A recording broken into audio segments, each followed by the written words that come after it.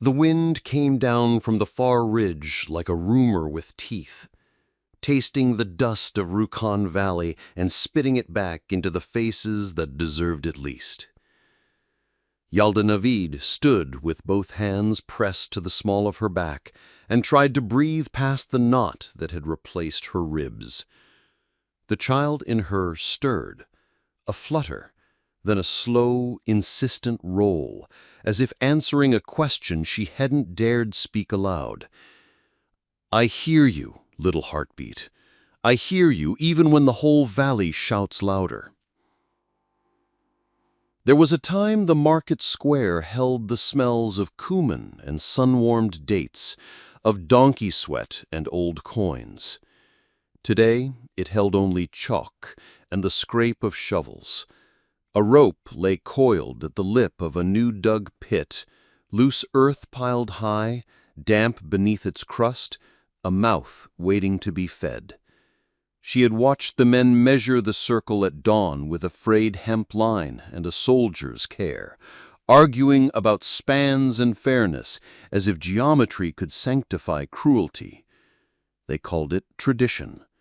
They called it the measure, because the hole was always the same width, always the same depth, waist high for the sinner, so the head could look heavenward and learn its lesson while the rest of the body forgot how to run. Yalda had not run. She had walked here. She had walked because if you run, they chase you for sport. If you walk, sometimes they remember they are human halfway to the square. Not today. Not when a girl had light in her eyes and a child under her ribs with no ring on her hand. "Look down when they look at you," Aunt Simi had whispered that morning, fingers trembling at Yalda's scarf. Shame is a mirror. No reflection, no power. She had tried, but the wind was a hand under her chin, lifting, lifting, until her gaze found the ridge where the old Knot broke the hillside into a seam of forgotten mouths. She had been led there once as a child, in better years, when water still threaded its cool-throated way toward town, and the men who tunneled there came out with lamp-smudged faces, eyes like midnight coins. One of them had given her a fig, split it with his thumbs. She remembered the sweetness, like a map back to herself. "Yalda Navid!" Elder Khazmi called, voice crackly as parchment left in the sun. "Stand here. Hands forward." She stepped into the square. Gravel ground under her sandals. The men's shadows leaned toward her, as if the sun itself sided with them. Beyond them, along the line where houses pressed close like people keeping secrets, a ribbon of women's eyes shone and then vanished, shone and then vanished, as if the valley had learned to blink rather than stare at its own reflection. Someone coughed. Then a spade hit the side of the pit with a hollow clunk. A boy snickered and was silenced by 2 fingers of his mother braced against his neck. A dog chased its tail and then, bored by the absence of thrown bones in praise, lay down with its nose on its paws and watched. "Yalda," Elder Khazmi said again, softer, with something like pity trying on his face like an old jacket. "Do not speak. This is a lesson, not a debate." She nodded. She would not beg. She would not defend herself to men who measured a hole with such care and never the size of their own hearts. The child turned again, pressing a heel, or was it an elbow, against the tender bracket of her hip bone. She swallowed. The air was furnace hot. She tasted iron. "Take the scarf," someone muttered. "Make it plain." Hands reached. Someone tugged too hard and the knot at her nape bit skin. The scarf slid. Air fingered the damp curls at her temple. She resisted the reflex to smooth them. She would not make this easy for them by appearing meek and arranged. "She is stubborn like her father. a woman's voice said from the ribbon of eyes, and then added in a tone that carried satisfaction disguised as sorrow. Yerfan made his bed, now he will lie in it with the whole town for witness. Yalda's throat tightened. The urge to turn and find her father in the crowd rose like a wave, ridiculous and childlike. But Yerfan Navid would not be here. He had not been here for days. Some men folded into themselves when the world pressed them. Some cracked along the old fault lines and fell through. Yerfan had done both. "Hands," Khazmi repeated. She extended them. The rope bit her wrists and smelled of mold and wet barns. Someone looped it around, someone else pulled the tail through. Quick work, practiced and clean. A third knot, to show they were serious. A fourth, because tying knots is a way to pretend your hands are busy with something more honorable than fear. "Feet," another voice said. She lifted each heel obediently, owning the absurdity of the choreography. When she set them down again, the dust rose in a faint question mark and drifted away unanswered. "Lower," Khazmi instructed, and the two young men at her elbows guided her into the pit. The earth breathed cool against her ankles, then her calves. She gritted her teeth as the walls brushed her hips. "Wait," one of the boys said, clumsy with the sudden intimacy. She is... He gestured vaguely at the curve beneath Yalda's dress. "Measure is measure," Khazmi replied, not unkind, and made a small gesture with his palm. The other men looked relieved to be told what to do. Yalda exhaled slowly. She felt the damp loam kiss her skin as the dirt rose to take her. It was not the tightness around her legs that frightened her. It was the stillness the pit demanded. Staying still is where the panic lived. In stillness, a body hears everything it has tried to outrun. Memories, accusations, the thread-thin call of its own courage. A spade cut the earth. Dirt fell around her thighs, dense and sudden, then slumped. They tamped it with the flat of the blades. Her body became an anchor. When the soil reached her belly, she held her breath to spare the child from the weight of it, then realized the child was not fragile glass, but a river beating its own bed in the darkness, stubborn, alive, insisting on space. "Look up," Khazmi murmured. "That is part of it." He had stepped closer. She could see the cracked skin at the corner of his mouth, like old parchment glued to a face. 4 lines radiated from his left eye, where the sun had written its history. Yalda lifted her chin because it would hurt less than arguing. The sky was rinsed bone blue. A kite hovered, tilted, gave up on the possibility of meat, and drifted toward the ridge. She wanted to tell someone that the kite's shadow was shaped like a question mark, too, that the whole valley today seemed made of questions, but the men would call that clever and punish her for it twice. The tamping went on. Soil pressed around her waist. Yalda felt the first spark of true fear. It was small, like the match you strike under a kettle to make tea, but she knew what a match could become if the kettle ran dry. She worked the toes of her bound feet into the earth, a slow test of her remaining freedom, and felt a seam of dampness, a different texture a few inches below, heavier, cooler, layered. Memory flared, childish, bright, of the gravedigger showing her how to read earth by touch. "Dry soil is a liar," he'd told her, amused when she'd reached for the wrong handful. "Wet soil tells the truth. It keeps a fingerprint like a good book keeps a story." "Enough," Khazmi said quietly. The men stepped back. Dirt hugged her just above the crest of her hips. The ropes around her wrists trailed like useless braids. "Let the sun teach her," someone added, and there was a murmur, the way people murmur when they have set a table for fate, and want credit for a meal they do not have to cook. They left her. Not far, never far. The measure required witnesses. To leave was to say you were ashamed of your own law. So they gathered under the eaves, beneath a faded awning where apricots used to dry in summer and hang like small suns. A few sat, most stood. A guard with a rifle leaned on the shadow of a broken sign. "We watch," the town said without saying it. "We watch, so our hands can be clean later when we say fate did the rest."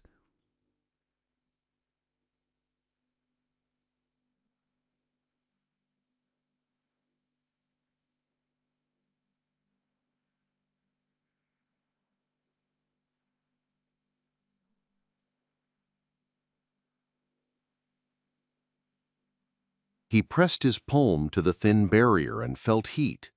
The earth there was baked to a crust under the sun. Under it, the old chamber held a pocket of cooler air like a secret. He set the hoe aside and used his fingers now, delicate, feeling for lines that would travel, for the frame of the pit the men had cut. He'd be careful. The chamber could collapse. The pit could cave. The girl could be swallowed by earth instead of shame, and the town would call that God, and the town would go to sleep easier, and neither version was a thing he could live with. Tassin spread his fingers across the seam. He pressed up, just enough to dent the crust. Above him, Yalda stiffened. She had been thinking she could endure the ache around her hips, because the air on her face meant something still belonged to her. The sudden pressure on her ankles was not in the script of endurance. A breath tore from her before she could catch it. The guard looked over, bored. The women's ribbon of eyes rippled. A child laughed because children have not yet learned which kinds of fear are not funny. Another pressure, gentler, tested the soil along her heel. She stilled the flinch in her calves because the flinch would tell the onlookers she was afraid. She let the pressure come, felt it slide along the contour of her skin like someone reading a story by Braille and making sure they were on the right page. For the smallest second, superstition won. "This is how ghosts begin," she thought. "This is how ancestors pull you down to teach you what you refuse to learn." But the touch had a temperature. Ghosts, if they are real, are not warm. The palm pressed again, less testing now, more request. It felt like the hand of a man who has touched earth more than he has touched people. Yalda's throat clicked. She lowered her eyes and, under the excuse of dragging in air, let her gaze rasper against the internal wall of the pit. The tamped soil had a hairline crack, invisible if you were looking for guilt on a face and not for physics in the ground. The crack breathed. She flexed her toes, just once, slow, a language without vowels. The palm answered with pressure at the opposite ankle, then withdrew, then returned. Tap, tap, a rhythm like two stones meeting in a stream bed. Her heart climbed into the space behind her tongue and waited. "Face up," someone called, annoyed by her bowed head. "Face up, or it doesn't count." She obeyed outwardly. Inwardly she counted with the hidden hand, a private code. 3 small taps, 1 broad push, stillness. Then a new pressure, whose request was so clear she could see it in her bones. Shift weight to the left, just a breath's worth. She did. Soil unwrote and rewrote itself around her hips. A small hiss, a settling. Nothing visible, nothing that would make a man armed with a rule book and a crowd feel threatened. Below, Tassin breathed through his teeth. He had felt it. The give that meant a seam had admitted him. He curled his fingers into the new space and pinched out a coin of dirt, then another, tamping nothing, shoring nothing. The old chamber welcomed him by degrees. He left the hoe where it was. This would be hands only, or it would be a disaster. He thought of all the graves he had dug that were too narrow, too short, because the dead man had lied about his height when he was alive, and no one wanted to admit it now. He thought of the first time he had tunneled underwater and learned how to time his breath to the slope of rock. He thought of the night the council had told him there was no money for maintenance, while they swore in a third cousin to a third nephew as a clerk to manage funds that did not exist. He dug until the new tunnel was an arm's length deep, then two. He shored up one side with the flattened rib of an old broken bucket. He slid his shoulder in, then his head. Dust gritted his teeth. He swallowed it. He confessed nothing. He pushed until he felt the brush of a hem against his ear. Above, Yalda watched the kite become a dot, and the dot a memory. Heat ran down her spine and pooled behind her knees, where the earth bit cleanly. She felt the baby turn, a patient wheel, then two steadier kicks against the outer world. She wanted to lay her palm there and answer through skin, but the ropes told her what was allowed. The hidden hand pressed again, firmer, testing the margin of the old chamber. She swallowed. Under the chorus of watching, she leaned the weight of her hope against the place he asked her to. On the far side of the square, a whisper wove itself through the men like thread through a coarse cloth. "Where's Irfan? Where's the father?" Another answered, "Drank," and the word rolled low like a wheel on a broken cart. The guard yawned. Elder Cosme pretended neither question nor answer existed. The ground made a new sound, not the clink of a spade, not the sigh of settling dirt, a syllable of breath from underneath. The dog's ears pricked. The boy who had snickered went still. Cosme's head came up, the way men's heads come up when their names are spoken in rooms they are not in. "What was that?" the guard said, rifle lifting off its shadow. "Ground shrinks in heat," a baker said, generous with the lie that had worked. Cosme's eyes cut to the pit. He took 2 steps forward. Yalda closed hers in a practiced pantomime of surrender. He stopped a pace from her and studied the ground where it met her body with a precision that would have made a surgeon proud if it had not belonged to a man counting someone else's pain. After a long moment, he nodded. He wanted to be deceived. So he was. Hassin slid his hand higher until his fingers curled around the narrow of her calf. He could almost hear the blood there, a small river arguing with a bigger fate. He hooked 3 fingers into the seam he had made and eased out a slice of packed earth, then another. The wall above him trembled. He froze. Slowly, deliberately, Yalda leaned back against the opposite side of the pit to take the weight of the new absence. Her body understood before her mind did. This was choreography, too, just of a purer kind. Movement married to trust, gravity made partner instead of judge. The child shifted, settling into the small cathedral of her pelvis as if to make way. "Who will watch the afternoon while we pray?" the guard asked Cosme, eager to distribute duty like a merchant passes off rotten pears as bruised bargains. "I will," the baker said, then startled at his own voice. He had not meant to volunteer, but he had a boy the same age as the snickering one and a wife whose eyes had been the first to vanish in the watching ribbon, and sometimes you serve because your hands refuse to wait for your head. By the time the men changed shifts, Tassin had carved a crescent into the wall big enough to take his fist. He slid it in, then his forearm, then the narrow slope of his biceps, biting back the grunt as old scars along his ribs woke like dogs roused by a door. He placed his other hand under Yalda's calf and pressed up, testing the span of space left by his theft.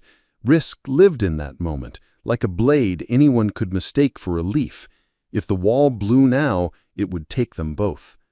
He whispered, and though he had everything to say, the words were few. "On my push, lean right." He felt her body flinch at the sound of him, then steady into a listening that was as articulate as speech. He counted in his head, not out loud. He knew even sound had a weight down here. On 3, he pushed. He felt the seam widen. He felt the earth above go soft, then firm in a new shape he had asked it to grow.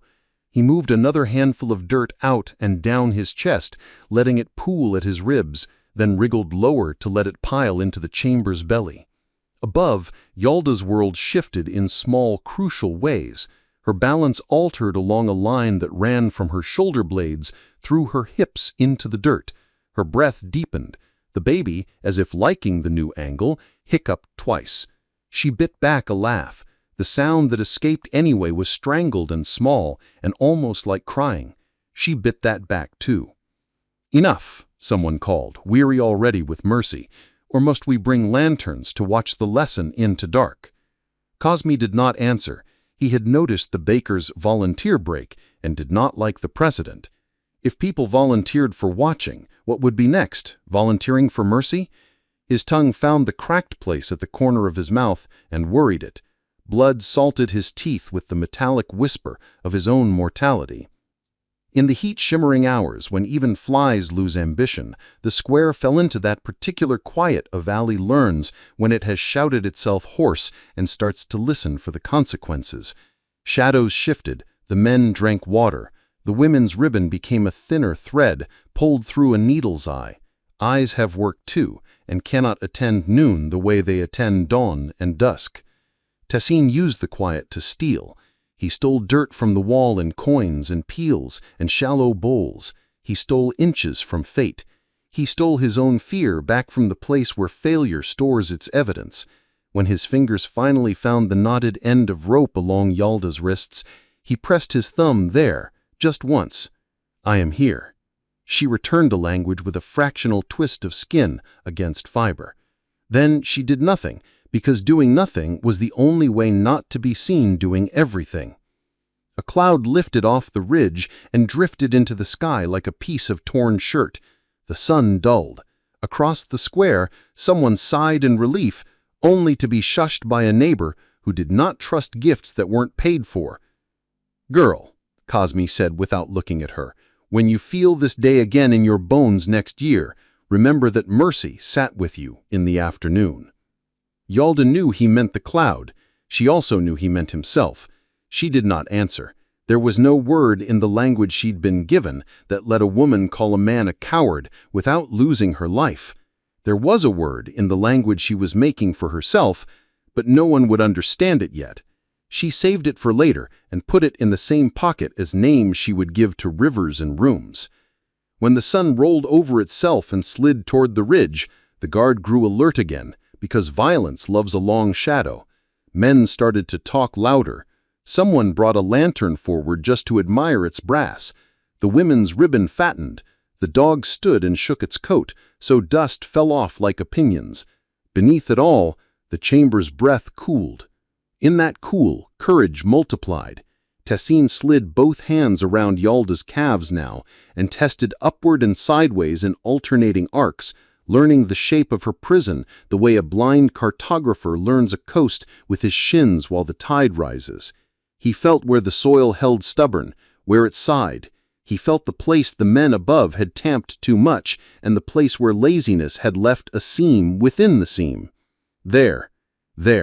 He marked it with his thumbnail on the inside of his wrist and then rubbed the mark into a bruise so he could find it in the dark by pain if light failed. He worked in silence until the silence scared him. "Girl," he whispered, when the world above had a new hum to it, the evening hum, the one that pulls people toward home and trouble toward its old shortcuts. "Hold breath. On my pull, come into the earth." It was not poetry, but it was the right sentence. The right sentences are ladders and windows. Yalda closed her eyes and counted the thuds of her heart the way a woman counts a baby's kicks between visits to a clinic she cannot afford. 1, 2, 3, now. She let the earth take her weight to the right. She pushed down with her heels against the pressure that rose from below. The seam flexed and whispered, then parted like a mouth that had held a secret too long, and finally found a listener. The ground gave, not a collapse, no huge betraying cough of dust, just a surrender in layers, a shawl slipping from a set of shoulders at the end of a long day. Yalda felt her body drop a finger's breadth, then another. Gravity shifted allegiance. The dirt, in love with any chance to become dust again, loosened its grip along the line Tessin had worried for hours. Her right foot found a pocket of empty. Her left found the shape of a hand. That hand closed. Above, the crowd murmured. Heads tilted. The guard cursed because a curse is a leash you throw when you don't know where the dog has gone. Cosme raised his palms without meaning to, the way you do when you want a miracle to be a trick of light and are asking the air to stay still while you prove it. What was? Someone began. The earth settles, the baker lied, and this time the lie tasted like bravery. Beside him, his son clutched the fading apron string at his father's waist and whispered, "Baba." He hushed, the baker said gently, and couldn't help it, leaned forward a fraction, as if the closer he stood, the less harm could thread that needle. In the seam, Tassin anchored his shoulder against a rib of compacted clay and pulled. The wall rasped by his ears. Dirt stroked his neck. He felt Yalda's ankle, then her calf, then the bone-sketched muscle above it pass over his knuckles like a river that had suddenly turned itself toward the sea. He slid backwards on his spine, making himself a ramp with his own ribs. He reached higher, found the rope, and sawed it against a root with a small staccato patience that put prayer to shame. It broke. The loose end fell between his teeth. He spat it out. He reached again. His hand rose into evening proper. He felt night reach down and test his knuckles with its cool tongue. Then he found skin again, warmer now, slick with the sweat of endurance. Fingers. He wrapped his own around them and squeezed. Above, Yalda's head dropped. The illusion of surrender made the crowd exhale. Ah, she bows. In the shadow of the pit, she disappeared into the dirt. People leaned, not knowing why the sight tugged at them like an old story. Cosme took a step, then stopped himself. Dignity does not run unless the house is on fire, and he could not afford to see his house. The guard took his rifle in both hands. The lantern shook, and the brass shuddered out a stutter of light. "Yalda," Aunt Simi whispered into the hem of her own scarf. "Child, child, child." The earth let go with a hungry cat's reluctance. Tassin pulled until his shoulders sobbed, and then steadied into an old, stubborn joy. Yalda came with him into the hollow where the air smelled like wet stone and stories no one had told in years. Her knees knocked in the narrow. Her hips stung where the dirt had pretended to be kindness for hours. The baby rolled like a ship testing its ropes. She bit the inside of her cheek until the taste of blood made a small sense of her. She slid into the chamber. The world above blinked, then coughed, and then howled. The lantern hit the ground and rolled, painting the pit wall with a gold tongue. "Earthquake!" someone shouted, because a miracle by any other name makes fear more likely to listen. Cosme threw his hands upward and found he had nothing to catch.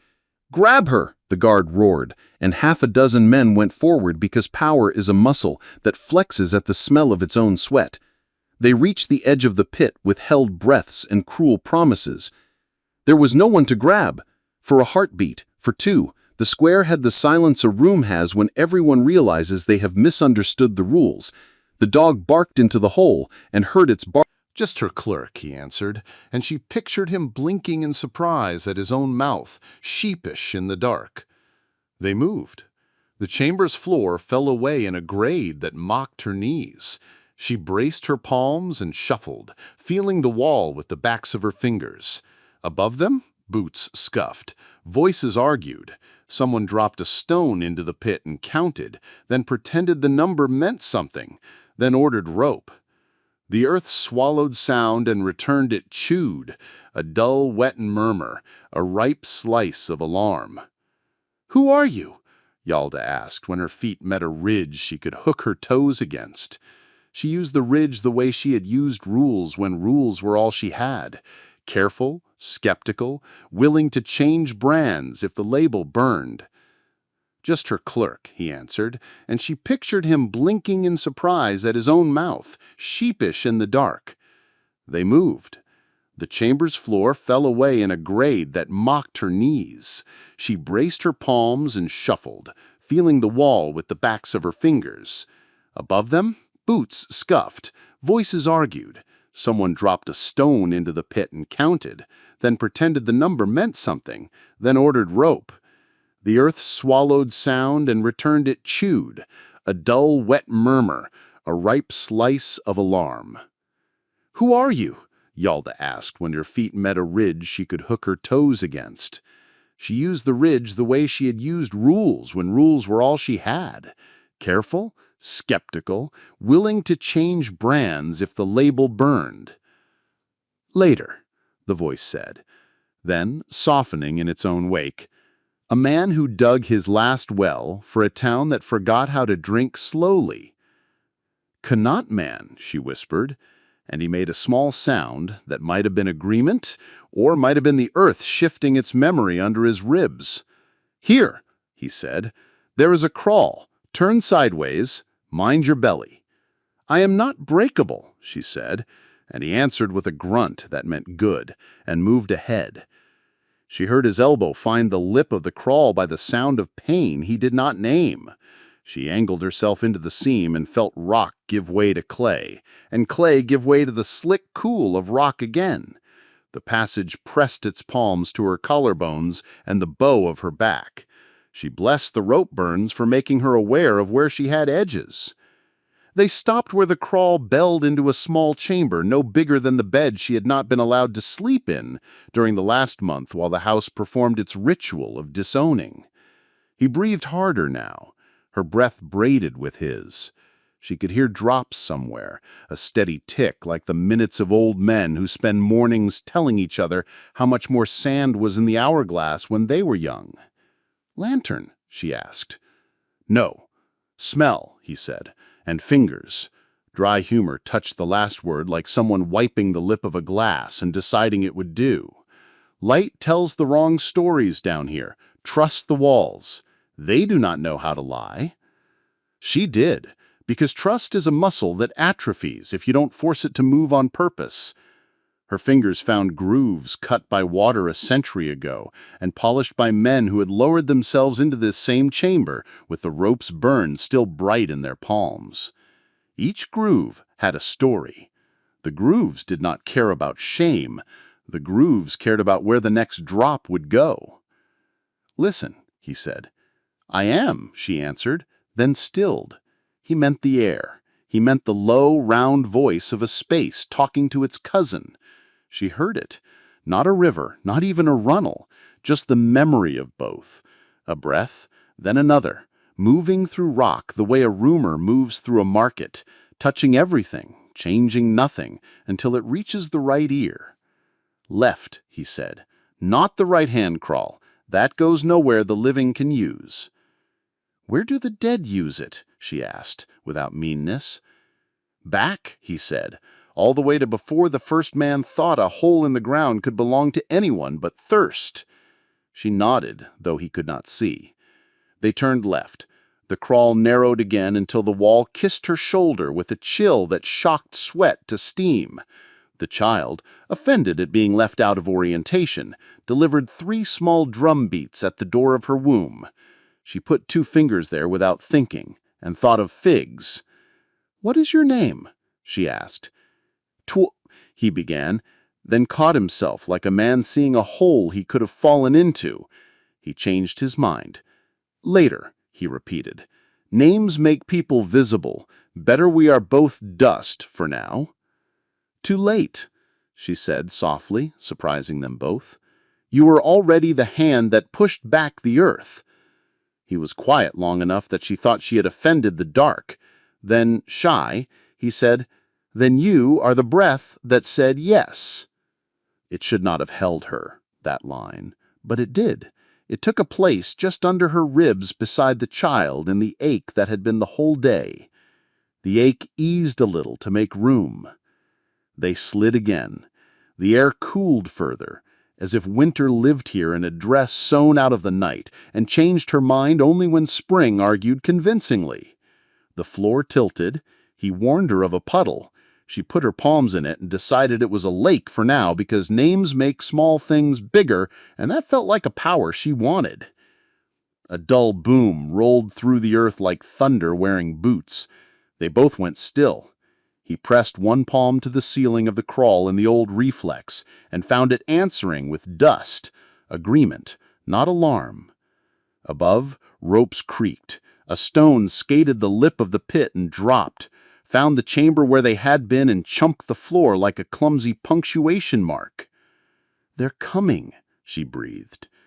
"They will go where sound invites them," he said. She heard him reach into the dark for something he had left. Pebbles? A tool? And then he scraped the chamber wall gently with metal. The sound ran down a different passage like a child sent to mischief. He moved again. Their passage now a grammar he knew, and she was learning. Prepositions in the body. Over, under, through. Then the air thinned. "How far?" she asked when her lungs began to scold and the child moved from curiosity to complaint. A bend and then a cistern. Small. Old, but it keeps a throat of sky. She swallowed the idea of sky like people swallow medicine. Hopeful, suspicious, desperate. Her knees screamed against rock. Her palms left small half-moons of skin on corners she could not see. She tried to imagine the ridge from the underside, the way the valley's bones met each other in the dark, the way men had once loved these bones, touched them to coax water, respected them enough to shore up the tender places with care. "What will they do when they see the empty pit?" she asked, because words keep people upright where tunnels try to make us curl. "They will say the earth took you, as proof they were right, or call a rope a miracle so they can pretend the hand at the end of it wasn't theirs." "What will you do?" "What I do," he said. "Go where the ground is tired of lying and coax it to tell the truth for a while." I wanted to ask how long a while was. Instead, she said, "I will name the child after the first thing I see under the sky." There was a smile in the dark. "Pray it is not a goat." "I like goats," she offended, and felt the laugh shake in both of them and ease the passage an inch. They reached the bend. He stopped.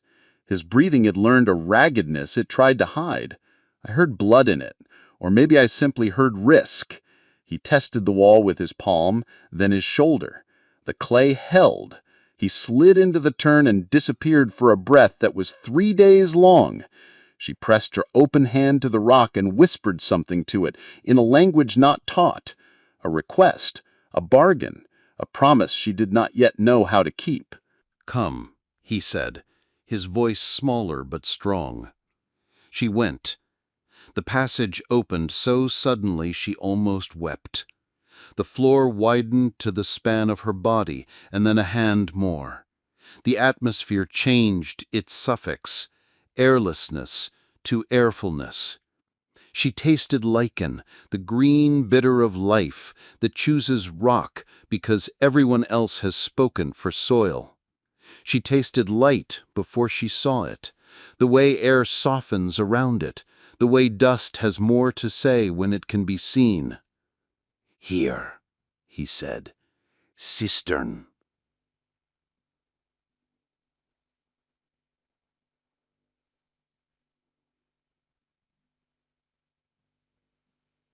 "Don't make me name them water," she said, breathless, and he laughed and then did not, because the throat ahead was not just narrow. It had a rib of stone across it like a door frame for a house that no longer existed. He put his shoulder under it the way a man puts his shoulder under a cart with a broken wheel. "It will go," he said, convincing the stone more than her. "It has always gone." He pushed. The rock made a small, unpromising noise, and then no noise at all. The water behind them rode itself into their ankles and asked for further signatures. Hjalda set her palms against the rib and felt its cool disinterest. "Move," she said through her teeth. "Move, you old lie." The rock considered. It gave them a breath's width of mercy. She slid her hand through the new gap and found air on the other side that tasted of dust with a memory of figs.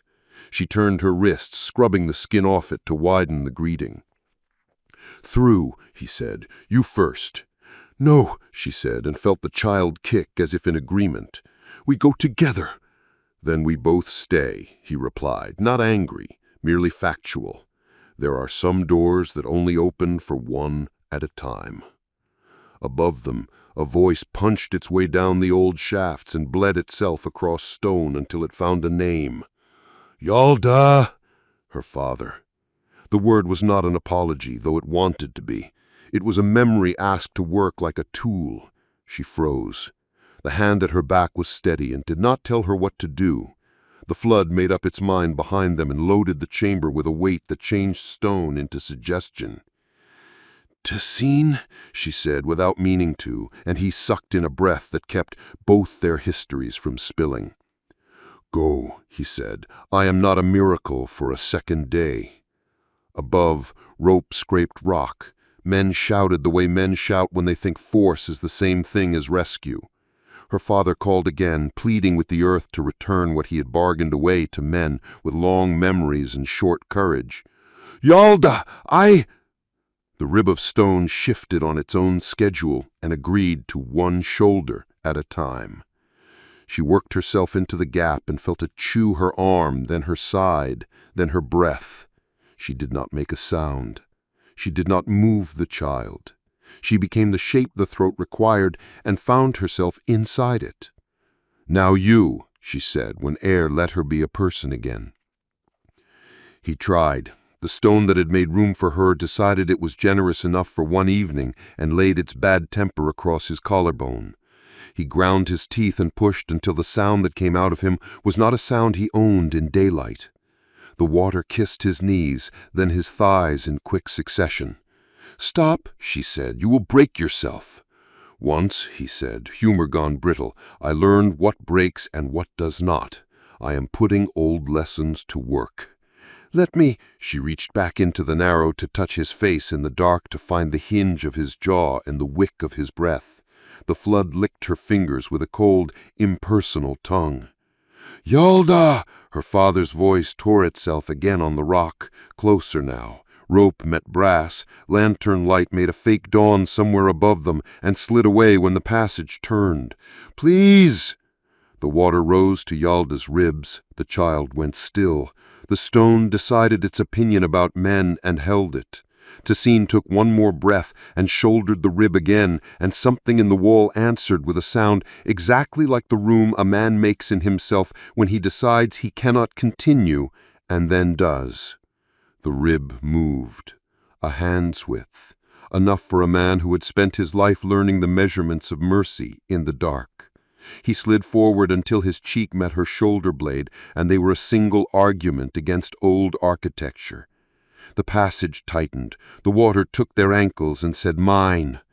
"Take air," he said, voice small now, as if distance, not stone, separated them. She did, love for the vulnerable, inconvenient thing in her belly making obedience easy where pride would have made her slow. She filled her lungs until her body creaked. Behind them the chamber coughed the flood forward like a lung deciding to clear itself. Above, Roke answered, "Wait." Men shouted. A name filled down the shaft and found Yalda's own name and wrapped its fingers around it. She shut her eyes. She put one hand behind her to hold Tessine's wrist. She took one more breath so greedily she would have been ashamed if shame could swim. The water came.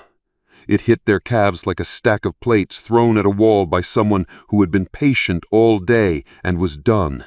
It climbed to their knees and then their hips and pulled at her with two hands the size of the world. The ceiling was 1 inch from her lips. She kissed it like a lover she would not see again for months. "Now," he said into the crown of her back, and there was a word in his now that had never let water win in a lifetime of arguments. She shoved. He pushed. The stone woke further and reluctantly allowed a man 2 more inches of himself. The water laughed, a cruel animal laugh, and took the rest of the chamber for itself. The ceiling touched her mouth. She opened it. Air thinned to thread.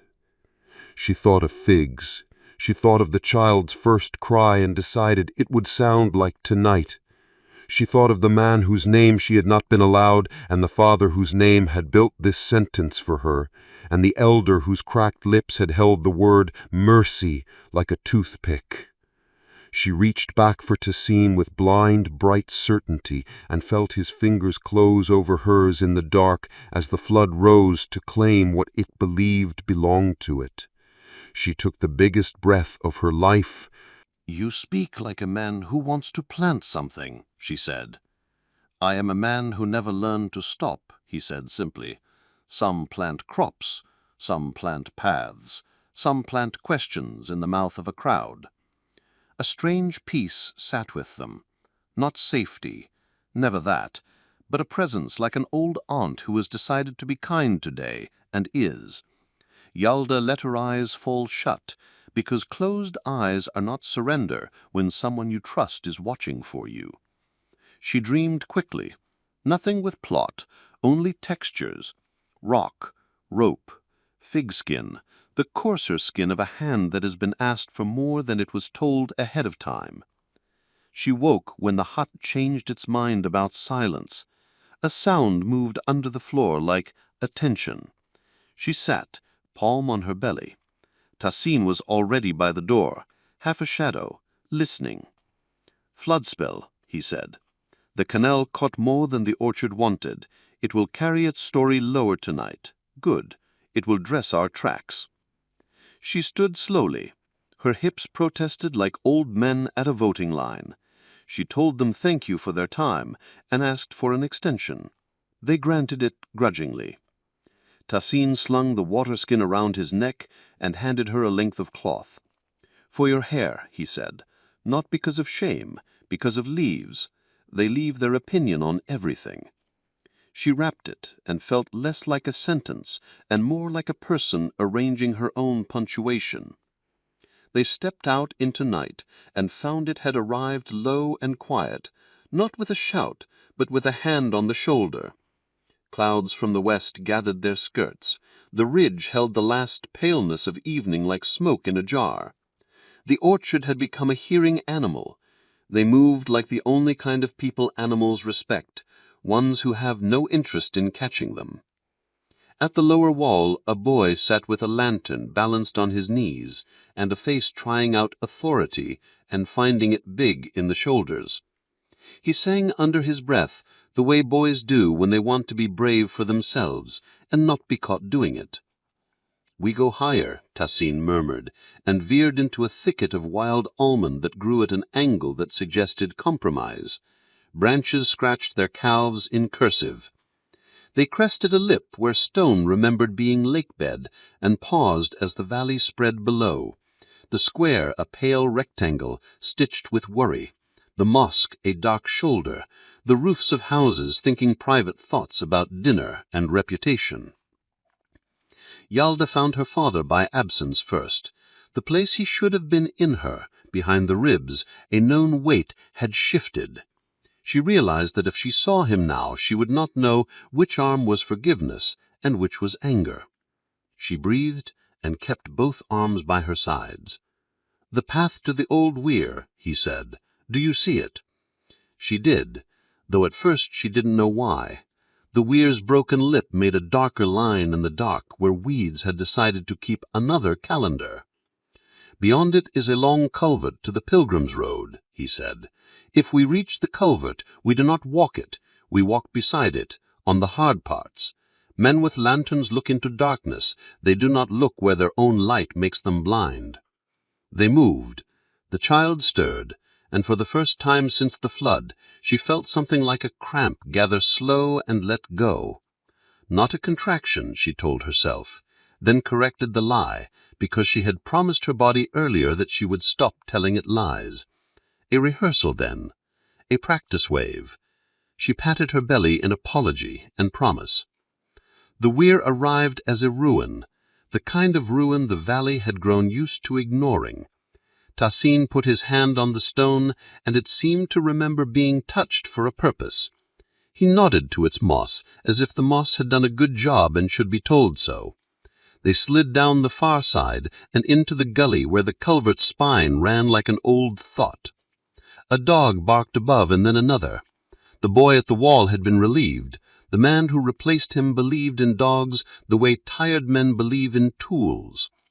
Yalda's throat closed. The memory of being buried made the bark sound like soil. Tassin crouched and scraped his palm in the wet grit at the culvert's lip, then rubbed his hands over his ankles and his own knees. He passed her the mud, and she followed the lesson. Fig milk and orchard dust had hidden them until now. Water's signature would do the rest. "Keep your steps odd," he said. Men count even without knowing. Odd steps are stories they don't want to repeat. They walked the culvert's shoulder with ankles that were surprised to find themselves competent after such a day. Voices passed them above them, close enough to steal a breath if they wanted. They did not want. The men were tired and wanted a story easier than this one. One of them laughed the wrong way. The laugh had edges. Another shushed him with the old man shush that taught boys that edges cut both ways. Lightning creased the far ridge, but without thunder. It was heat lightning, the sky working out a knot with its own hands. Hjalda felt the air think about rain and decide to wait until it had a better reason. The culvert took them by the elbow to the place where it decided to be a ditch and offered the road as a compromise. The Pilgrim's Road was older than the town and had forgiven more. Stones remembered bare feet and the careful chorus of women who walked together on purpose. Tassin listened, then stepped onto it, and Hjalda felt something in her spine sign relief. "Where now?" she asked. "Old kiln, above the lime pit. No one goes near because it eats shoes. There is a shelf there that will hold us until morning. Then we speak to the day." "What do we say?" "That we are not ghosts," he said, and his mouth did not ruin the sentence with a smile, "and that earth does not belong to men with rulers." They reached the kiln by a goat path that invented switchbacks before men thought they had. The pit yawned white and indifferent. The shelf above it held soot like a memory of feasts. Tassin went first, testing the edge with his heel the way you test a bridge you did not build. It held. He reached back, took her hand, and helped her across the narrow as if holding a small, irreplaceable jar. She stepped around him into the scooped-out shelf and sat with her legs dangling over the white hunger because there was no other place to put them. He wedged himself beside her and leaned his back against stone that once had been fire and now remembered being important. Below, the kiln kept the day's heat like a grandmother keeps stories and warms the young with them. Above, the sky gave them a single unraveled scarf of stars between the clouds. Around them, the road went wherever it had always gone, to shrines, to markets, to regrets. "You said later," she said, into the careful quiet, "about names." "Tassin Murad," he said, "of no place that would claim me now." "Hjalda Navid," she said, "of Rukhan Valley until Rukhan Valley learns a new habit." "What new habit?" "Counting women when it counts itself." He let that sit. The kiln made a small sound as something inside it remembered and then let go. The child rolled and pressed a firm knee against her palm, and then, insisting on being joined to this new honesty, gave a small drumbeat that was not pretend. She sat very still and measured it with fear, and then with awe. Tassin felt the change in her breathing and did not yet ask it to have a name. "Pain?" she said. "Maybe, or the child reminding me it is not furniture." "Let me see your feet," he said, and she laughed because of all the things that request felt like proof they were still in the world. He checked the soles, the ankles, the old swollen places the day had decided not to be gentle with. He pressed a thumb above her heel, and she stifled a curse. He nodded. "You are miracle enough for 2 people tonight, without being foolish for 3. We rest here until the morning argues us into moving." "I do not know how to be still without my mind being loud," she said. "Then let me have the loud part," he answered. "You keep the quiet for the child." They ran, not the kind of run that boasts, the kind that apologizes to the ground with every step. They reached the culvert mouths in time to see men heaving stones against them with the satisfaction of a problem you can see. Khazmi stood like a man on a balcony that used to be a heart. Irfan hovered near him, looking 10 years older than the lanterns could make him. The bored man from the orchard lifted rock after rock and glanced at the sky between each, as if counting the stars would eventually change the weight in his hands. The scene tugged Hjalda into a ditch that hadn't been anything in living memory and now decided to be a blessing. He pointed with his mouth this time, a small jerk toward a seam at the base of a wall where water and spring pretended it lived there, and a boy had once lost a marble and spent an hour finding it again. Down, he breathed. Not in, past, then right. It will smell like old lemons. Do not sneeze. She did not sneeze. What she did was slide into a space only two kinds of creatures use, ones that know their prey and ones that love prey enough to become it. The seam held its breath while they passed and then exhaled the smell of mildew and drawing picks. They came out behind a hump of earth that had considered being a wall and changed its mind. Beyond it, the slope fell away to the old brickyard, and past that, the abandoned caravansary, where swallows wrote poems adults pretended were mud. Caravansary, he said. If we reach it, we can talk without having to hide the noise our mouths make. They carried themselves towards it with the exhausted dignity of people who have borrowed tomorrow to pay for today. Yalda felt another tightening come, this one more persuasive, with better manners. She bent over it. He put his hand on the lowest part of her back and did not press, simply existed there, until the band of muscle that had turned to iron decided to be rope again. How far? He asked. Close, she said. Not now close, but not tomorrow either. Then we will make a room before we make a fire, he said, and she loved the sentence more than she had loved some people. The caravansary rose from the dark like a promise kept by accident. 4 walls around a square that had learned how to be sky. Arches drunk on their own echoed importance. A well at the center that was mostly story now, but kept a coin of water secret for those who said please. They slipped through a broken gate and crossed the square's patient dust. Swallows argued with their sleep and decided to compromise. In the eastern corner, an arched cell had a door still, and the door had once been locked by men who believed locks were bragging. The scene showed it the trick it had forgotten 30 years ago, and it performed obedience out of gratitude. They went in. The room smelled of cloves someone had dropped and then never found, and smoke from a winter that had killed 3 goats and warmed 5 people. Sit, breathe the easy way, he said. Let me fetch water without asking a well to remember the council's name. He went. She did as she was told until her body decided to teach a new lesson. This squeeze was long enough to invite tears in for tea. She did not serve them. She let the pain arrive, told it to sit at the edge of the room, and promised to speak to it when she had a chair for it. It huffed, and then sat like an uncle who thinks you have forgotten his birthday. The scene returned with his skin half full and eyes that had asked the night too many questions and received relevant answers.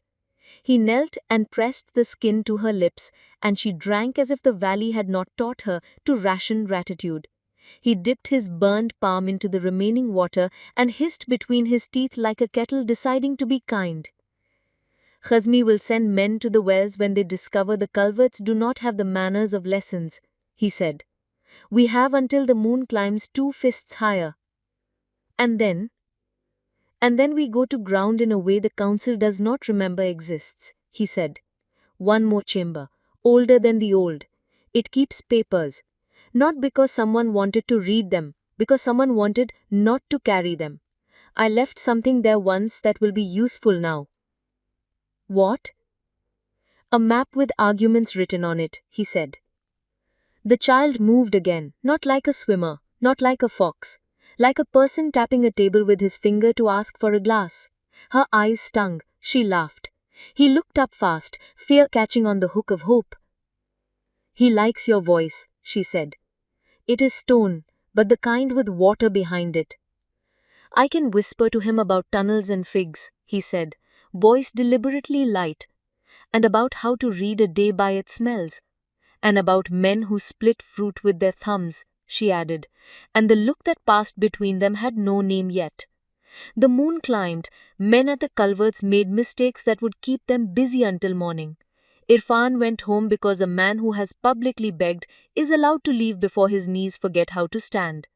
Hazmi did not go home because a man who has chosen his sentence wants to see it stand up on its own legs and walk around a room.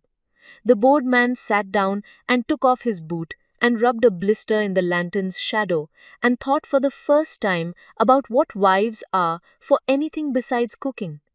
When the moon reached the second fist, the scene stood.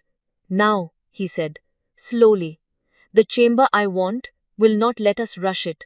It has pride and dust in equal measures." They crossed the caravansary square with feet that had learned to ask permission.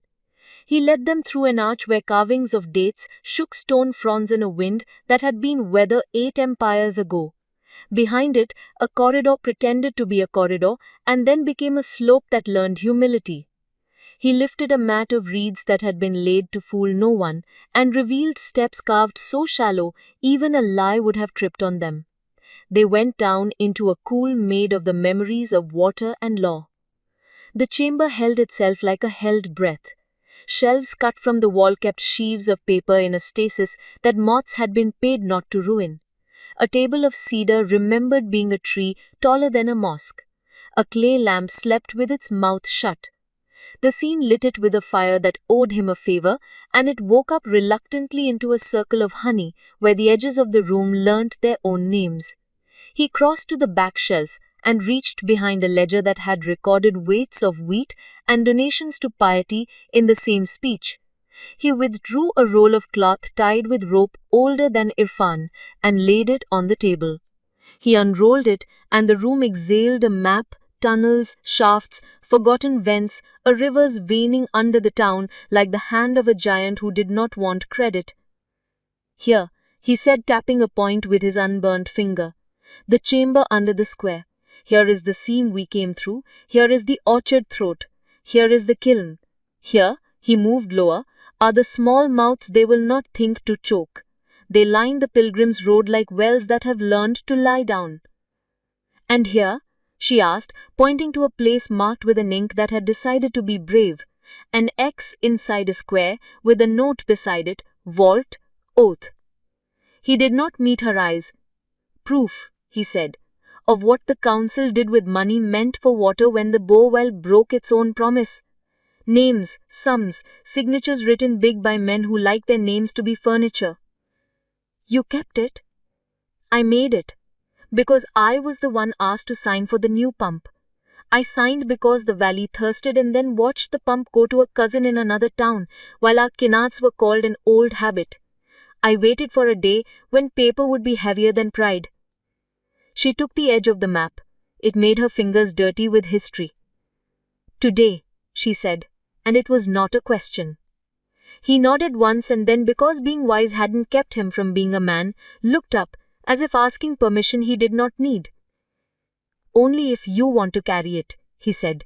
"The paper will weigh our steps. So will the men who think they own it." Yalda felt the next tightening come, this one more persuasive, with better manners.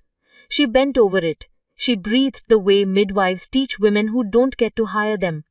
The edge passed. She straightened. Her hand found the map again. "We carry it," she said. "My father will not be the only man in the square with a story." The lamp made a small throat sound as the oil remembered its limits. The scene pinched the wick and cut the circle smaller. "One more turn," he said. "Then the culverts that lie down, then the road, then the ridge, then a new morning with too much to carry." They rolled the map into the cloth. He tucked it into a sling he made of her scarf's tail and a belt that had more holes than ears. He looped it over her shoulder and across her body where the child's curve made a shelf. It fit as if it had been meant to, since paper learned to be a weapon. "Ready?" he asked. "No," she said truthfully, "but going." They climbed. The night narrowed around them in attention. The caravansary felt the absence of a map and pretended to be indifferent. At the gate, the swallows stirred, as if someone had suggested it was spring. Outside, the road had learned silence from men who believed stones could keep air from cheating them. Tassin led her along the line of shadows as carefully as you would lead a blind prophet through a village determined to misunderstand him. They reached the first of the lying-down wells, the small mouths where air went in and out like secrets. Stones had been piled by a zeal that flagged before finishing. Tassin shifted 2, then 3. Yalda slid through sideways and breathed the old breath like a thing with rights. He followed, replaced the stones as neatly as someone tucking in a child, and they moved on their hands along a low gallery where the dust was soft with years of being nobody's problem.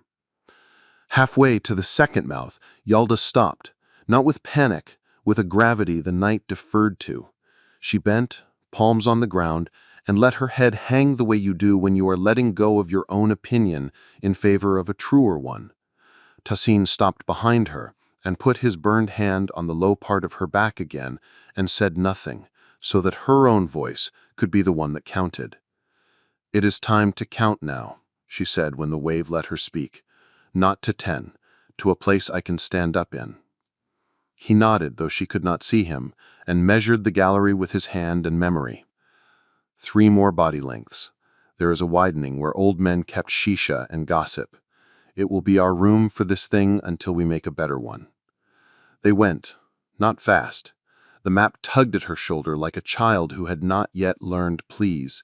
The child inside her kept his own time, indifferent to men's lanterns and councils, and the old kiln's wish to taste something new. The widening arrived. It was not much, but it was more. Tahsin cleared a space with his arm and tried to lay the dust flat so the ground would not be insulted by their purpose. "Here. Lean. Breathe. I will—" A sound interrupted him. Not from above now, not from behind, from ahead. A scrape, then a cough, then a word that had not been used in this gallery for years. "Hello?" Yalda froze. Tahsin's body went still in every muscle that had not been ordered to move. He lifted his head in the direction of the sound. It came again, thin and brave. "Is someone there?" He looked at Yalda, and in that look, a new argument wrote itself across his face. Rescue against rescue, risk against risk. He put his finger to his lips and crawled forward 2 lengths, slow enough to make even dust consider him part of its body. He reached the bend and peered around it the way a father looks into a room where a child has gone too quiet. In the dark ahead, by the second small mouth that had been half-heartedly stoned, a girl crouched, younger than Yalda by half a girl, her hair bound like a widow's and her knees tied with a length of blue cloth that had once been ribbon. She had dirt on her face in the shape of 2 palms where someone had pushed her down gently and said it was for her own good. Her eyes were huge and unafraid, the way children's eyes are when they have had to pretend not to be children for too long. "Help?" she said again, and the word made a fissure in the tunnel that would bring the whole valley down if it did not find an honest place to land. Tahsin turned back to Yalda in a moment that held too much to fit. The labor caught her again and bent her low with its long, righteous grip. Her palm landed on the map. The child inside adjusted his head in a decision centuries old. From above, faint and angry and coming closer, men's voices carried a new sentence. "Block the little mouths," Cosme ordered. Impatience sharpened into fear. "All of them." Tahsin's eyes found Yalda's in the dark. He held up 2 fingers.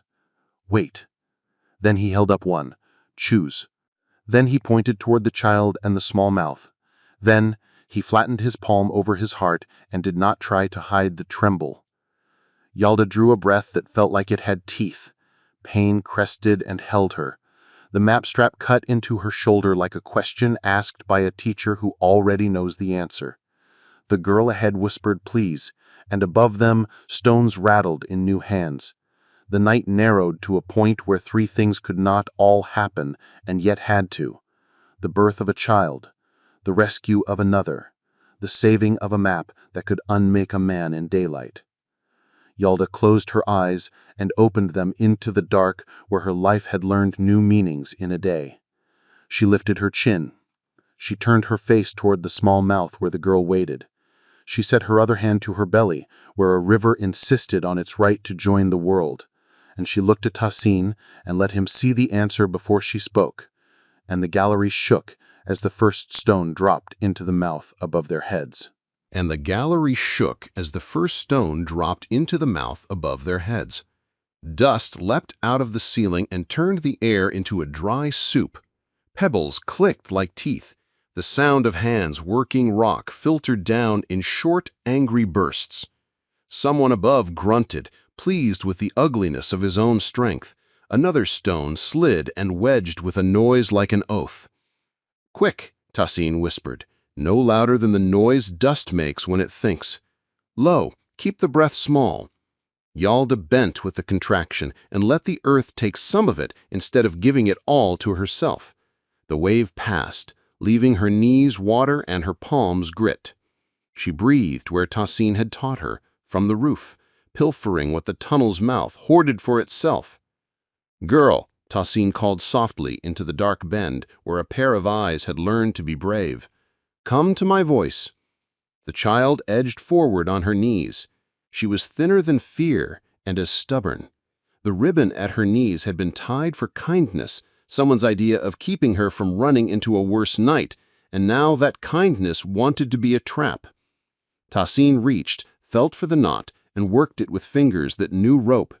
It gave with a small, guilty sigh. "What is your name?" Yalda asked. "Because names bridge gaps tools cannot." "Lale," the girl said, and her voice didn't apologize for being a bell. "Lale," Yalda repeated, and the syllables sat correctly inside the tunnel. "Come, Kamarak, slow, hands first." Above, another rock thumped into place. Men panted. A voice Yalda recognized but had not yet named for him spoke out of irritation rather than malice, and she clutched it. The bored man. "Elder, we are closing the mouths wolves use, not the ones that breathe. Careful." "Wolves learn to borrow breath," Cosme snapped. "Close it." "Here," Tassin said when Lale's fingers brushed his, and drew her in, tucking the small bones of her hand under his palm like a promise. "Good, good girl." He passed her along the wall to Yalda. Lale's shoulder met Yalda's calf. "You have dust in your hair," Lale observed solemnly. "So do the figs," Yalda answered, and even in the dark could imagine the girl's smile. "Hold this," Tassin said to Lale, guiding her palm to the strap crossing Yalda's chest. "It is a map. It is worth trouble." "I can keep a trouble," Lale said simply, and the map was safer for it. A rock skittered and lodged. The small mouth's breath thinned. The tunnel tightened. The earth in old places does not enjoy being taught new rules by impatient hands. Tassin slid forward to the seam's throat and ran his fingers along the yawning's hinge the way a midwife searches a cervix for readiness, his hands speaking to earth in a dialect he had learned before he knew boys had to pick a job and be that until they died. "There is a rib," he murmured. "I can make her a noon again." He worked the rib with a small pick he had carried in a loop at his belt, nibbling the edge like a mouse with a reason. Dust pilled on his tongue. Above, the men cursed because stones that had fought water for a century were not eager to take orders from hands that smelled of paper. "Elder," the bored man tried again, "if there is someone down there, smoke will do worse than stones." "There is no one down there," Cosme answered. "The earth took her. You saw the empty pit." Then, like a man who hears logic and stabs it out of respect, he added, "But fetch brush." "The kiln will have," someone said, and another someone went running at the sound of a job he could do without being looked at. Yalda's body took another wave. This one was wider. It rolled through her back and wrapped the front with both arms and squeezed until her teeth answered. She let her chin fall. The ground above her hand was damp with the run of forgotten water. She pressed her palm there and left her heat behind with a bargaining word that had no vowels. "It will be faster now," she panted between the soft knocks of breath. "Not yet, but soon." "Soon," Tassin acknowledged, not as warning, but as weather. He lifted a small slab of earth like a lid, and the passage sighed. Air came in, thin, cool, threaded with the memory of figs. He didn't smile. He gave the breath to them before taking it himself. "Lale," Yalda said when she could see the small oval of the girl's face again. "When I ask, you will press this part of my back." She showed her, guiding Lale's palm to the low place that felt like a hinge. "Firm, like telling a donkey the road is not its idea. Lale nodded with a solemnity that would have embarrassed some saints. Yes. Another stone landed on the far small mouth, the one they had not yet reached. The gallery did not tremble now, it sulked. Tahsin listened, learning the rhythm of hands above, where fear and obedience were making music together that would not keep time in the morning. He put his ear to the wall, and heard men carrying brush, and heard Irfan's voice asking the ground for forgiveness in a language not meant for earth. "Irfan," Yalda whispered.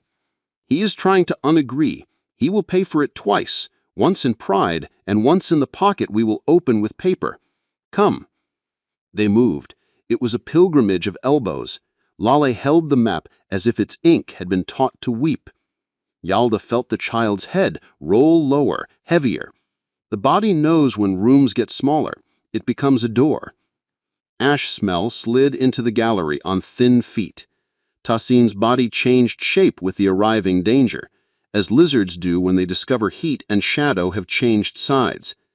He scraped a shallow vent in the floor's edge where older workers had once nested their pipes.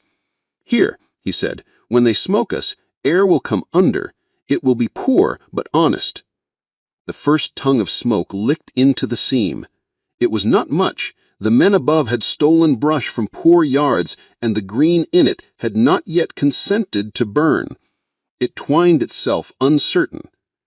"Down," Tahsin said, and they lay with their mouths in the low vent and let the smoke be a rumor that could not afford to be believed by people with work. It passed them, lost interest, and decided to haunt a richer room. They reached the second mouth, the one Lale had crouched under, at the exact moment the first stone meant for it banged into the ring of its lip. Tahsin put both palms up, same as at the kiln, and took the weight not like a hero, but like a man who had mismeasured all his muscle. His burned hand screamed, and he spoke to it without language and used it anyway. "Push back," he told Yalda, and she put her shoulder under the stone at his side and leaned her stubborn into it until her body told her it had other work to do, and she listened. "Leave the rock," she said, sweat dialing the lamp of her skin to bright. "Go for the seam. There," she nodded with her chin toward a line in the dirt at the joint where wall meets ceiling, "a soft place. It will eat the stone when it loosens. It is an appetite." "Good," he said, and smiled once, sharp as a struck flint at being taught his own language. He dug there. The stone found the hole he offered and corrected itself with the slow gratitude of a heavy thing becoming less relevant.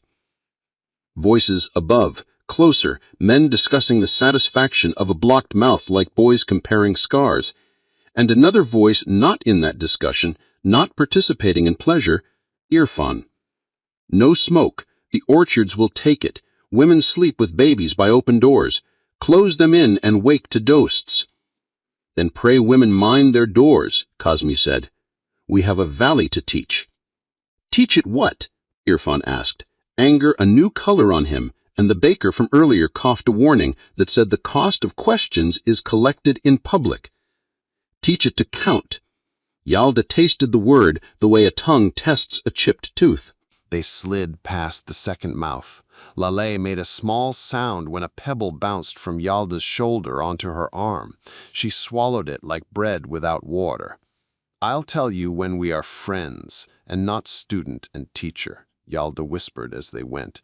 "Then you can say, 'ow.'" "Understood," Lale said, and sounded older than decisions. The gallery widened where old men had once shirked work by making the room taller with their gossip.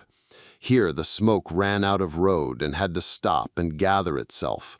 Tahsin made a small bed out of nothing, a folded skin from his vest, a wedge of cloth he had no right to have kept this clean, 2 palm lengths of calm. He pressed his lips to Yalda's temple. It was not a kiss, it was an oath delivered to fever. "Here," he said, "let your body be the only strong thing for a span."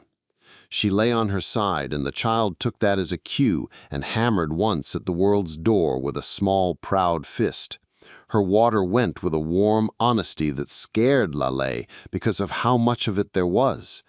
"Is that all of you?" Laleh asked, horrified, and Yalda laughed, a sound like rope sliding off a load at the end of a day. "No, little moon, that is the river opening the gate." Another wave. Not screaming. Screaming was noise that would go where Khazmi could count it. This was work. She panted and dug her fingers into the strip of earth between wall and floor and left scratches there that would tell a woman with a palm like hers a century from now that someone had done something worthwhile here and left the news. "Say what you see," Tahsin murmured to Laleh, because children given jobs do not break when the world does. "Her face is a new color. Her mouth is a line. The muscles here—" She touched Yalda's thigh and then remembered to ask, "May I touch?" "You may," Yalda said, grateful for the permission table she could sit at. Laleh's palm laid over the working muscle. "The muscles are ropes pulled by men?" "No, by oxen. Quiet oxen." "Good," Tahsin said, and his voice shook once and steadied again. "When the rope pulls, tell her to breathe like a sparrow. When it relaxes, tell her a story about figs." "I know many," Laleh informed them both, offended that anyone would doubt a girl's expertise about sweetness in a bitter place. They were a room, a geometry of breath and old stone and the math of a body deciding to become two. Outside that room, the town arranged itself stupidly into rows of right angles and lessons. But inside, arc and curve did their holy mammal work. Yalda rowed it because there was no other way to get to the shore except to trust the boat that was herself. "Do you hate me?" Irfan's voice wandered down a seam, broke itself, and arrived in Yalda's ear as a child might, windy and without the right clothes. "I do not understand what hating a man has to do with teaching a child to breathe," she muttered, and Laleh relayed it in her head and kept her face composed because certain jokes are for the spine and not the room. The smoke came again, unforgiving this time, driven by brush that had decided to change sides. It thickened. Laleh coughed, a small bark she tried to hide. Tahsin lowered the lamp wick and pinched open another floor vent with his pick. The air climbed grudgingly up and split itself among them like bread. He pressed his lips to Yalda's temple. It was not a kiss, it was an oath delivered to fever. "Here," he said, "let your body be the only strong thing for a span." She lay on her side, and the next wave took her like a road takes someone who finally understands where they are going. Laleh pressed her low back with a hand that had already learned to be older than luck. Tahsin's burned palm hovered close, a small sun, and did not touch except when asked. Time did a new thing and then repeated it. The map slid on Yalda's chest with her breath. She did not risk taking it off. Some weights are promises. From above, stone clinked again at the mouth they had come through. The bored man cursed softly, the way a man curses at a pail that keeps splashing because it does not want to be used for the wrong job. "Enough," he told another man. "If there are rats below, they have moved. If there are not, we are suffocating nothing. Leave the mouths." Elder said, and I say, then added softer, "Our boys sleep in the pipes sometimes. Let the fig trees breathe tonight at least." Khazmi used silence instead of a shout. It was heavier. Men felt it. Boots shifted. Stones were put down without their handlers being thanked for the job. The smoke thinned to a kind of apology that had not been taught the words. The wave crested. Yalda felt the window he had promised tilt in her, open, then swing wider.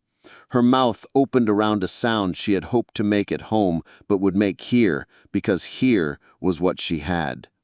Tahsin had the bundle ready, cloth clean enough to call honest. Laleh's face let its solemnity crack into love for the person pushing through the world towards her.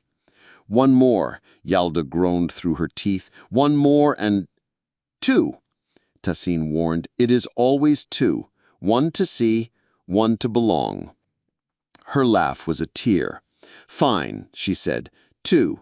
The wave took her. It was a sentence, not a threat. She answered it with verb and will. The room blurred into one job. She did the job.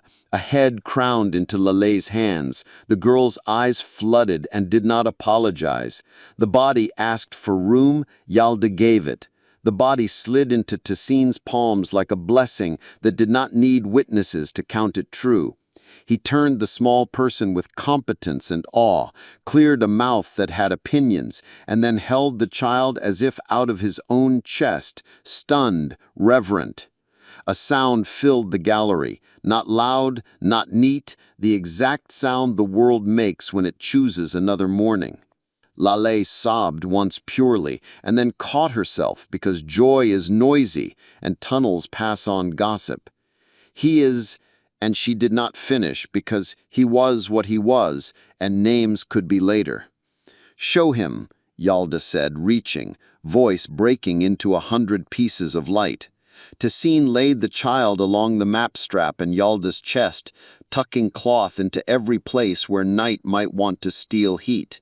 Laleh wrapped him with the careful ferocity of a young godmother.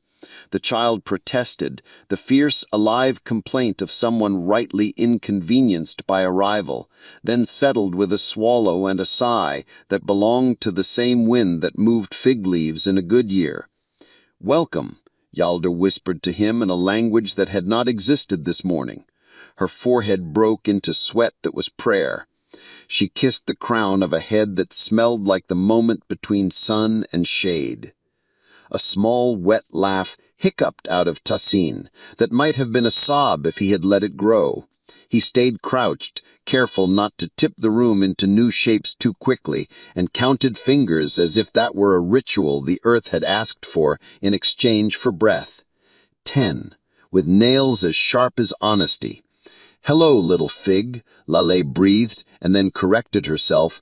"Goat, if it must be. Name will be later. First, food."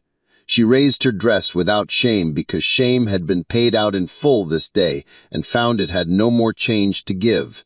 The baby found what all babies find, and the gallery felt like a temple that had remembered why it was built. "Afterbirth," Tassine murmured, businesslike again because men who stay in holy moments too long forget how to move. "You will feel another wave, small. Let it do its work." It did. The tunnel bore witness without offering advice. Yalda relaxed into the new geometry, 3 where there had been 2, pressed into 1. Laleh's hand stayed on her shoulder, firm as a hinge on a door that had decided to open often. Above, feet, not hurried now, purposeful, a scrape of stone at the small mouth. Voices learned a new word, scrolls, then another, vault, and a third, evidence. The chamber where Tassine had kept the map had been discovered. "We must move," he said, his voice already a step ahead, though his eyes were still drinking his sun. The word made itself before he could stop it, and did not apologize. It fit in his mouth like water after a day in dust. "Not yet," Yalda said, softer than resistance and more absolute.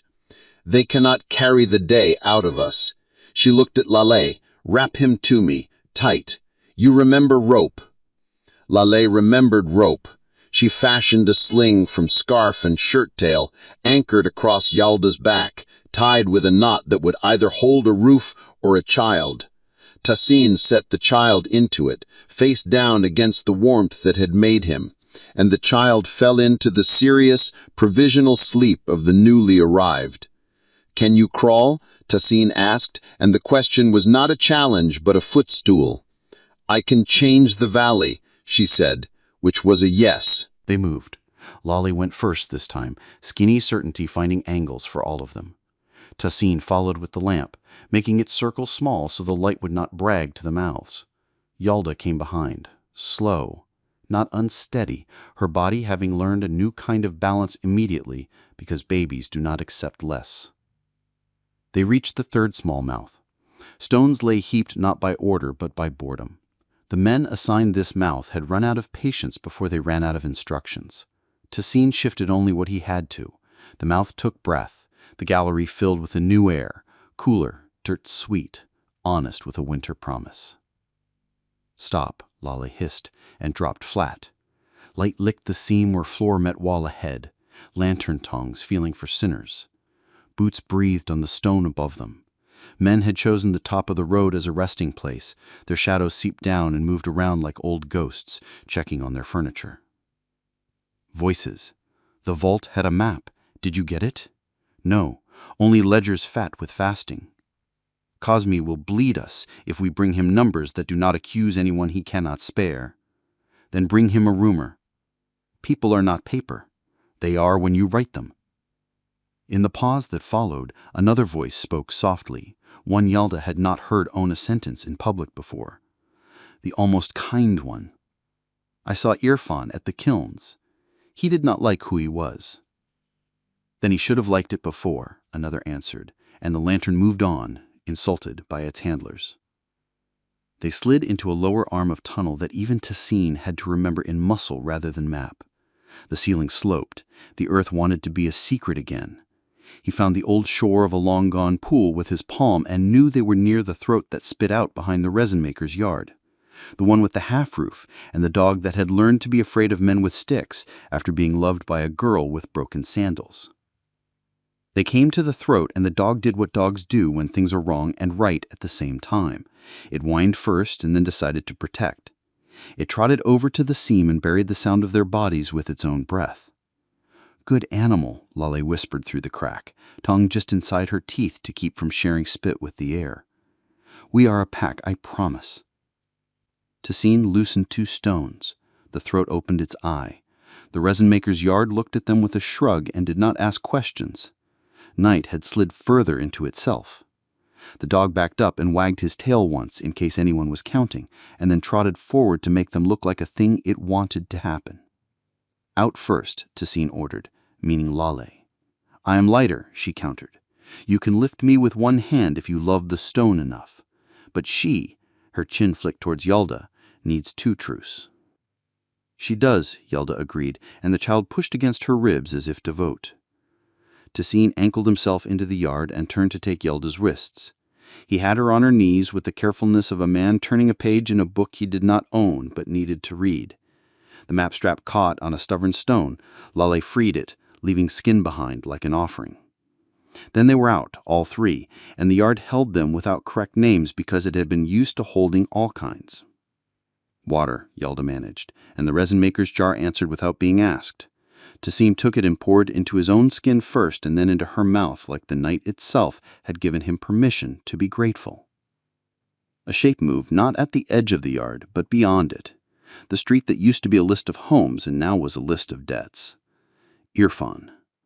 His shoulders had discovered a weight that made their story true. He saw them and stopped and for a moment forgot how to be a man and was only a body who recognized another body. "Yalda," he said, and the name tried to kneel, and his knees tried to follow. She lifted a hand. It did not bless him, and it did not punish him. It halted him, because halting was love in that moment. "Do not bring your own words here," she said quietly. "Bring someone else's, the baker, the potter's sister, Aunt Simi, women who will not let the courtyard swallow a sentence again."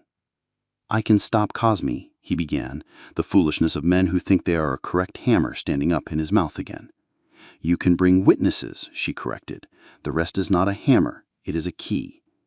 She touched the map. "We will open a door. If I am to say my son's name on that square at dawn, I want the door to be unlocked by more than one hand." Irfan looked at Tassine as if the miner were a mirror he did not want but needed, and Tassine looked back without heeding him.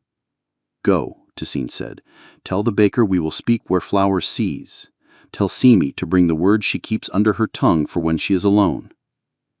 Irfan went. He went like a man who had been wrong all day and had finally decided to begin the other half of his life. They crossed the yard, the dog making itself their shadow. Yalda's legs shook. She didn't argue with them, only promised them a bench when benches mattered. The resin maker's door opened a sliver and an old woman's eye peered out and made its own map, then closed with a tiny nod that felt like a blessing delivered by a broom. "How?" He pointed to the sky's rag of stars. "That is a hole in a roof," he said. In the morning, roofs are work. At night, they are mercy. Put your breath through that hole and let it be someone else's problem where it lands. She put her breath through it. She gave the stars her exhale and took back the cool. For a while, it worked. Then the road below learned a sound it had not expected, and the night learned a color that made myths uncomfortable. Brass of lanterns, white of new shirts, the complicated silver of men who have made up their minds. Tassine's hand found her wrist. "Down," he whispered, though there was nowhere to go. They pressed themselves into the shelf, as if stone would find pockets for them if asked politely. Boots approached, many. Voices held in them the courthouse, the mosque, the market. A whip of authority cracked air without touching anything. "Spread out," a familiar voice ordered, Cosme's, with its parchment snap, made taller by the dark. "Search the kiln. Check the shelf. The girl was seen near the orchard. She will go to ground where men have not learned new tricks." Yalda's blood went cold, then hot, and not because of the child who had decided now was a good time to turn. Her father's voice came too, smaller, but here, as prayer and plea both. "Elder, she is heavy with child. If she is in a kiln, she will faint and fall. Let us call her out before we climb." "Your house is in debt to judgment," Cosme said, and the sentence was made of black stone. "Mercy is coin. It is not free." "I have coin," Irfan said, and shame shook itself out in his voice like a dog after rain. "Take mine. Take the door of my house. Take the roof." "Build a new roof with regret," Cosme said. "It will keep the rain off another man, not you." Lantern light flared along the kiln's lip and made cruel daylight of the shelf's edge. Tassine's hand tightened on her wrist once, not in fear, in announcement, like someone tapping a glass before saying something that would change a room. Two men edged along the narrow path toward them, boots scuffing lime. Behind them, lower in the pit, another pair held hooks for pulling out things kilns eat. Yalda felt the kiln's old heat at her shins and the night's cool at her neck, and in between, a thin strip of air that had to hold a future. "Do not move," Tassine said, and his voice was not the rope now, it was the knot. The first of the men reached the shelf corner where the stone angled inward. He leaned, lantern held high. The flame licked the glass and left its wine there. His breath came fast, not from effort, from a life of being wrong and not wanting to be again tonight. "Clear?" someone called. "Clear," he began, and Yalda watched the word in his mouth and knew, with the strange, precise knowledge fear sometimes gives, that he did not want to hand it to Cosme. The second man's boot found the bad place in the lime. It slid. He lurched, knocked the first man's shoulder. The lantern tilted. The shelf flared with a tongue of new fire, where a spill of old fat had waited 40 nights for a reason to remember lamb. Heat jumped Yalda's skin. The child kicked once in offense, and then settled into a curl that felt like prayer. Tassine moved, quick as old mercy. He slapped the fire with his palm and took it into his hand like a teacher taking a knife from a child. He didn't cry out. He pressed his burning skin into the white lime, teeth bared in a grin that was not joy. The lantern swung back, flame steadied. The first man stared at the place where no fire was now and blinked hard, as if he could move the past back into the present and claim he had seen what he had not. He opened his mouth to declare the shelf empty. Behind him, Cosme's voice cut like a string pulled through a needle's eye too small. "Well?" He swallowed. The lump in his throat was a bird that wanted out. "Clear," he said, and his voice was a treason whispered to his own fear. Then spread to the far lip, Cosme ordered, impatient with labor that did not look like his. They edged further. Tassine's burned hand hovered in the dark, a small sun with no light. He put it on Yalda's knee to keep it quiet, and left a heat there that felt like a promise she had not yet agreed to. Irfan called her name, and she felt it strike the kiln's white wall and fall into powder. "Elder," Irfan said suddenly, his plea becoming courage in exhaustion's clothes. "If she dies here, and you have made me watch you, you will not be able to pray in this valley without hearing her name under every amen." Cosme made a sound that wanted to be a laugh and remembered dignity too late to be one. If she dies, God wrote it. If she lives, the council did. There are sentences that peel paint when they pass. That one peeled something else. Yalda felt cold move through her hair and out the end of the cloth she had tied there. She did not move. The men reached the far lip. The second one tested the lime with the toe of his boot like a man asking a horse if it is in the mood to be ridden. The horse said no. The shelf held anyway. "Clear," he called, and there was relief in it so large it could be seen from the mosque. Cosme cursed men, kilns, and the particular stubbornness of knights. Then spread to the road. "Lock the mouths of the culverts with stones. If they are in the tunnels like old rats, we starve them of air." The words hit Tassine's body like a stick hits an old bruise. He flinched before he remembered not to. Yalda felt it like a hand closing around her throat. "Elder," Irfan protested, "there are boys who sleep out, shepherds. Then they will learn to choose better beds."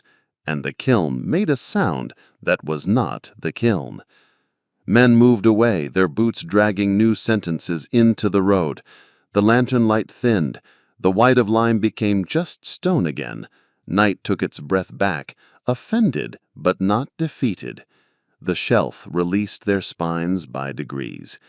Tassine waited until the road's voices had gone to a size that could be safely ignored by people who wanted to live. Then he turned his burned palm up into Yalda's hand as if showing her the page of a book he had written without meaning to. Blisters had not yet learned their names, but they would. "You should have let it burn," she whispered, her throat so tight the words had to fold themselves to get out. "And tell the kiln to speak for us while men squinted? It has spoken enough for other people." She held his hand the way you hold a cup that is full to the rim and take no steps. He let her. The child moved again. Not panic, not the tidy rehearsal of earlier, a long, slow tightening that made the kiln's white edge get a shade whiter and then go back to its work. "What is it?" he asked, though he had eyes and a life's worth of senses. He asked to let her name it. "I think the child likes this valley more than I thought." He is making an early argument to join it. He closed his eyes once and opened them as a different man, a man who would move rock with his teeth if he had to, and then apologize to the rock. "How far apart?" She said, "I don't know. Nothing here is a clock." "Good," he said, and the word reassured, not because of content, but because of tone. "Then we have time to cheat time." He scanned the kiln, and the road, and the ridge. "We go now, while they move their stones. They will block the big mouths first. They do not know about the little throats that learned to speak before men did." The guards entered, boots clean because they did not live where men lived. Their captain, a woman with eyes like the sky when it is taking attendance, studied the scene the way a surgeon studies the body of someone who might have been saved by something earlier. "Report," she said, and Cosme stepped forward and found his mouth again. "There has been a breach," he began, "an offense against custom and property, a theft of documents." "Who struck whom?" she asked, bored by nouns. "No one," he admitted, the word tasting like defeat. "Yet." "Good," she said. "Then we are still in the hour where talking is cheaper than bleeding. Who is the breach?" Yalda lifted her hand before anyone could point. "I am," she said, "and the map, and the child, and the old water." The captain's gaze went to the sling, to the ash on Yalda's forehead, to the bread on the table, to the burned palm at Tastine's side, to the girl's startled bravery in Lale's eyes. She weighed all of it against a law she had been paid to carry. "And your offense? I did not die on schedule," Yalda said, "and I will not pay another woman's life as a fine for it." Before the captain could answer, a sound came up under the square, the kind that turns faces into doors because someone behind them wants out. Stone made its own sentence. The ground under Cosme's feet shivered like a thing that remembers it as a stomach. "What now?" the captain snapped, irritation honest enough to make the guards like her. Tacine went still, listening with the spine. He looked at the eastern curb of the square where the old Connaught vault lay rude as an insult no one had thought to polish. His face changed. "They broke the wrong rib," he murmured. "The council sealed a vent with stone that wanted wood. The flood we let loose in the orchard." His eyes flicked to Yalda, "is hunting the old route with pride." As if cued by his mouth, a crack whistled across the square's lip. One stone sunk a quarter thumb's depth. People gasped, and, because habit is stronger than hunger, turned to look for permission. No one had any to spare. "The square will settle," Tacine announced, for those who needed to survive being lied to nicely. He held up his burned hand. "Move away from the edge." Cosme did not. Men who are owed gravity do not believe it can be taken from them. He lifted his cane and tapped the edge of the settling stone as if the ground were a servant who had forgotten a chore. The stone dropped with a sound that had waited a century to be made. The lip caved, neat as a bowl, and the square pitched. The map skittered, but Tacine's palm was faster and pinned it. Yalda grabbed the sling. The captain swore and dragged two guards back by their collars. Cosme flailed in a ridiculous and then unholy dance, cane catching on his own feet. "Back," Tacine barked, and the voice that had taught water to remember roots taught people to remember legs. They moved. The bowl widened. The cracked vault below coughed out a gout of water that wasn't water anymore. Dark, righteous, a thing that had carried other men's sins and wanted now to wear them as a robe. It rose to the lip. It tested the square. It found the map under Tacine's hand and smelled ink that wanted to turn to river. It found Cosme at the edge and tried to tug him where names stopped meaning anything but wait. He windmilled, mouth losing the grammar it had lived inside all his life. Yalda stood, not because she wanted to move toward him, but because she would not let her story be about watching a man she hated die like a coin dropped into a well. "Take my hand," she said to no one and everyone, and in that second, two hands moved. Irfan's, foolish and correct, and the captain's, paid to do this. They reached him together, he clawed at them, took both, and his cane slipped into the vault like a promise meant for someone else. They hauled him back. The water subsided with a grumble that meant later we talk again. The bowl settled. The square learned a new geography and would keep it as a scar. The crowd learned what a map looks like when it gets to decide what it is a map of.